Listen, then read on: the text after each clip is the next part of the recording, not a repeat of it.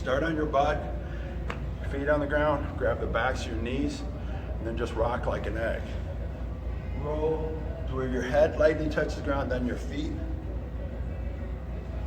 This is very good for your spine. And as you do it, try and get smooth with your movement. After you've done that for 30, 40 seconds, then you're going to look, turn your whole head over one shoulder to your right, touch your right foot, then you're going to look to the left and touch your left foot. Touch and push off. Look left, touch your left, and push off. As you improve, you don't have to hold the back of your legs anymore. And then you can roll both feet.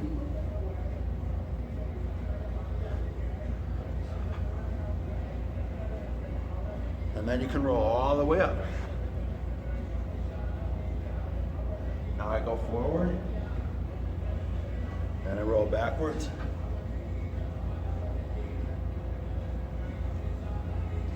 And that is the baseline of learning how to roll forward and backwards.